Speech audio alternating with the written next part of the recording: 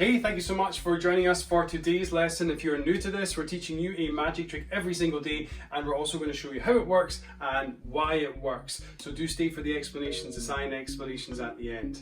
My name's Kevin Quantum. I'm a magician scientist hybrid. This is Magic Lab. As always, we want to make this as good as possible for you. So if you can, leave your comments below. That really makes a massive difference to the whole page. So please keep on doing that. Send me your videos, send me your feedback, and I'll try and make this as good as possible for you. For today's lesson, you need a sheet of paper and you also need a coin. Get them ready, we're just about to start. Let's do this.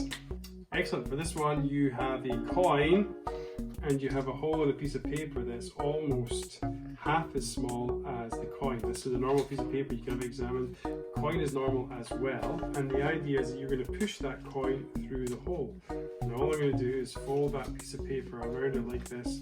If you watch very carefully, it's going to go all the way through. 3, 2, 1, and comes all the way through the hole. The hole hasn't ripped, the hole is still intact, and you've managed to push a really big coin through a really small hole in the paper. Let's see how this one works. Okay, for this one you need a pair of scissors, a piece of paper, and a coin as well. What you're going to do is fold your piece of paper in half like this, and ideally it'd be good if you're using a big coin for this, like a £2 coin or 2 pence, something like this. This is an old English penny that I'm using. It's a really big coin, and the hole is about, well, it's not very much more than half of the size of that coin. So if you take your coin on the paper and then draw a line at the top and at the bottom of the coin. Once you've done that, you're going to go for, draw a line about halfway and then go a little bit more than halfway to about 1/3, and that's where you're going to draw your next line, about 2/3 of the size of the hole. So what you're going to do now is cut essentially to where that 2/3 line is. You're going to cut out a semicircle about like that. Now, because the paper's folded over, that semicircle is going to become a full circle. It's going to look like this.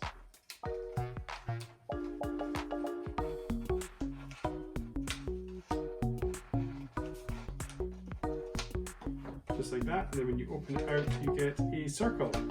Now the circle is still much smaller. In fact, the circle I have here is even smaller than this one. You can probably just see, if you've got these circles side by side, this one's even smaller. So you can practice to try and make different sizes of holes if you want.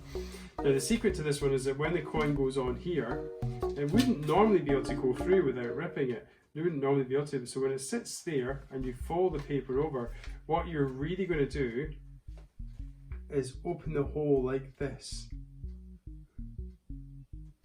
Open the hole all the way through like that, so it gets wider and wider and wider until it eventually drops through, and then when you fold it back, the hole goes back to the normal size. But when you have it folded like this, you can probably see here better, and you open it, you can see that hole that gets a lot wider than it was when it was just a normal hole. The way that you're bending the paper makes that hole a lot wider, wide enough so even that coin can go through the hole in the paper. So when you're holding it there and you open it up like this, it just drops all the way through. The coin goes through. A really big coin can fit through a really small hole just by folding.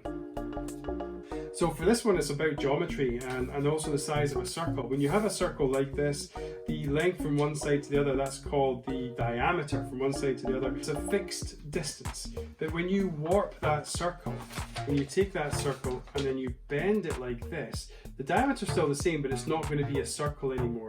This is more like some sort of like crescent moon shape. So you're taking the circle, it's the same circumference, the same distance around the side, but you're now changing it into a different shape. And when it's a different shape, the diameter, it's not really a diameter anymore because it's not a circle, but the size, the length from there to there increases, and that allows the coin to normally not go through to manage to fit all the way through without breaking the paper, just like that. Hey, thanks again for joining me for Quantum Magic Lab. Hope you had fun with today's lesson. It's a bit of an optical illusion. A couple of extra bits of information on this one. For some of the future tricks, you will need a pack of cards. So I'm going to give you a few days to get hold of a pack of cards. You can buy one online. Sometimes post offices have them as well. So if you want to check out your local post office. But do get a pack, and we will be using these very soon in Quantum Magic Lab. Second announcement is that a few years ago I broke the Guinness World Record for the biggest ever magic lesson, and I want to teach you guys a trick that I taught to over 2,000 people here in Edinburgh a few years ago, and I want to teach you guys how to do this trick as well. It's really amazing. It's one of these fundamental pieces of magic that will really help you elevate your performance to the next level and give you a really powerful skill that you can use in so many different other effects.